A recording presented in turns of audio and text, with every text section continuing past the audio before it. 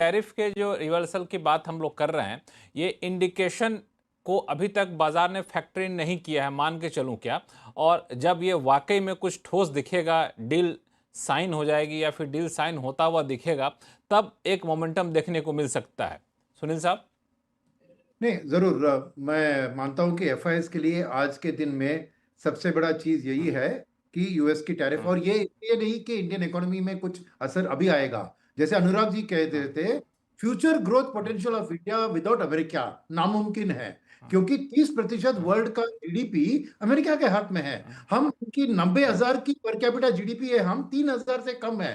तो हमें उस मार्केट को सर्विस करना है और हमारी फ्यूचर ग्रोथ उसी में है।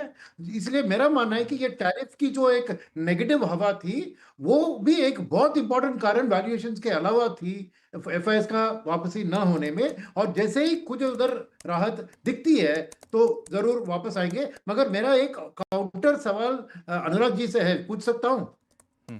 जी बिल्कुल बिल्कुल पूछिए, मैं तो चाहता हूं कि आप पूछें। हाँ, तो ये है कि मैंने रिपोर्ट्स पढ़े हैं कि JP Morgan, Morgan Stanley, Reuters का पोल देखा मैंने, मार्क मोबियस को सुना, क्रिस वुड को सुना, ये सब इंडिया के बारे में पॉजिटिव है और कह रहे हैं कि 10-12% तो रिटर्न इंडिया से बनेगा। तो क्या ये लोग खाली हमारे सेल साइड ब्रोकर्स होने के कारण कुछ लोग बीटअप कर रहे हैं इंडिया को और असलियत को नहीं बता रहे? क्या फिर या इसमें क्या है गलत चीज? क्योंकि पॉजिटिव खबरें आती रही है ना, और गोल्डमैन सैक्स ने भी कुछ कहा कि बुलिश सिनेरियो में 1 लाख सेंसेक्स नेक्स्ट ईयर तक हो सकता है। तो क्या है, what is this that we are missing here Anurag ji, जो ये लोग जो दिग्गज है वो कह रहे हैं? सुनील जी, देखिए, हम तो हमेशा पोजीशनिंग देखते हैं यहाँ पर। जैसे कई बार गोल्डमैन पंकज जैन सैक्स साहब आ रहा हूं आपके पास। गोल्डमैन सैक्स कुछ कह देता है और इंडिया बड़ा खुश हो जाता है। देखिए, गोल्डमैन सैक्स ने ये कहा विदाउट रियलाइजिंग कि वो गोल्डमैन सैक्स के वो लोग कह रहे हैं जो कि पिछले एडमिनिस्ट्रेशन में व्हाइट हाउस में डेमोक्रेट में कुछ पोजीशन लेके बैठे थे। उनका stand is as political as anybody. Same with Moody's, sometimes जो वो कुछ कह देते हैं, राइट?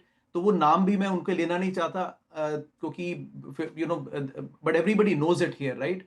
तो similarly Chris Wood and Mark Mobius, उनकी पोजीशन देखनी पड़ेगी आपको। आप वो इंडियन मार्केट में वो जिस मर्जी मार्केट की तारीफ कर दे, they are traders, they can quickly change their stands the moment their position changes. तो मैं उन नामों की रेस्पेक्ट करता हूं, लेकिन उनके ओपिनियन को उतना सीरियस नहीं लेता, क्योंकि वो ट्रेडर्स हैं, they can change their position, right? जिस हिसाब से वो पोजीशनड है।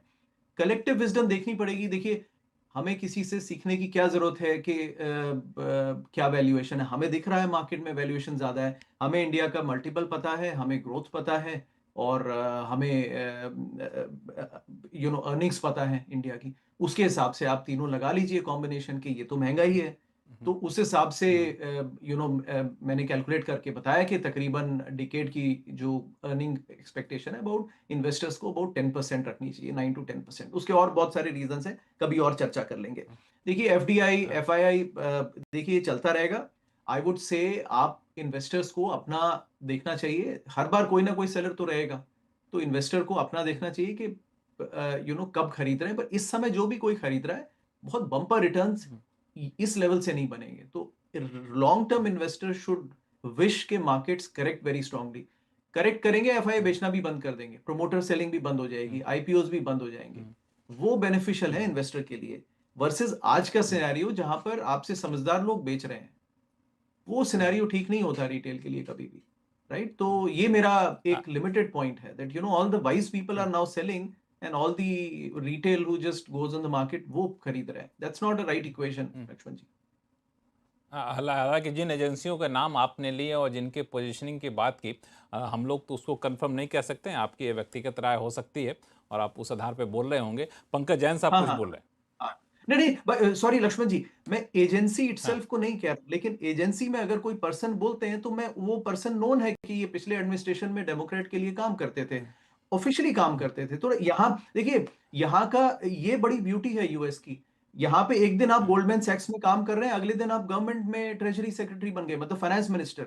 इट इज लाइक एक्सपेक्ट करना कि हमारी निर्मला मैडम जो है, एक दिन फाइनेंस मिनिस्टर है, लेकिन अगले बार फिलहाल भारतीय बाजारों की तरफ से जिस प्रकार के संकेत मिलते हुए दिखाई दे रहे हैं वो संकेत पॉजिटिव ही संकेत है, क्योंकि इंडियन मार्केट 25,000 के ऊपर शुक्रवार के दिन पहुंचता हुआ नजर आया और होल्ड भी काफ़ी अच्छे तरीके से किया है। और इसी प्रकार से यदि होल्ड रहा भारतीय बाजार अगले कुछ दिन और बाजार 25,150-200 का स्तर भी पार किया तो फिर और पॉजिटिविटी भारतीय बाज़ारों की तरफ से बढ़ती हुई दिखाई देगी और फिर भारतीय बाज़ार ऑल टाइम लेवल के स्तरों तक भी जाते हुए दिखाई दे तो भी कोई बड़ी बात नहीं है, क्योंकि क्वार्टर 1 के नतीजे, टैरिफ की चिंता, ग्लोबली सेंटिमेंट ये पहले नेगेटिव देखने को मिल रहे थे और इसी वजह से भारतीय बाज़ारों में गिरावट भी देखने को नहीं मिली थी। आप ऊपरी स्तरों से भी देखोगे तो करीब 2 से 2.5% तक की गिरावट ऊपर से स्तरों से देखने को मिल रही थी, लेकिन उसके बाद बाज़ार अच्छा खासा डोमिनेट किया। DIS की तरफ से अच्छी खासी पॉजिटिविटी बनती हुई दिखाई दी और ये सभी कारण रहे कि इंडियन मार्केट फिर से उठ खड़ा हुआ। अच्छी खासी तेज़ी लगातार 7-8 दिन से देखने को मिल रही है।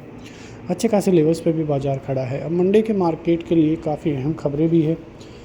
खबर यही है कि मेन तो बाज़ार की होल्डिंग काफ़ी अच्छी है।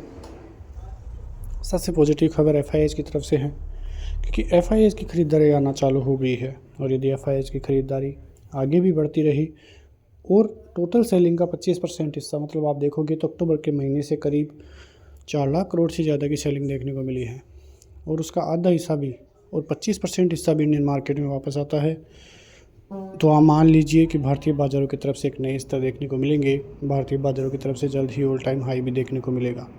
ये सभी चीज़ें काफ़ी अहम तरीके से हैं और उसके अलावा आने वाले दिनों में क्वार्टर 2 के नतीजे भी हैं, तो वो काफ़ी अच्छे देखने को मिल सकते हैं। ऑटो सेक्टर, GST का जो जिस प्रकार से रिफॉर्म देखने को मिला उसकी वजह से ऑटो सेक्टर में काफ़ी धूम मचती हुई दिखाई दी, तो ये सभी फैक्टर्स इंडियन मार्केट के लिए काफ़ी पॉजिटिव थे।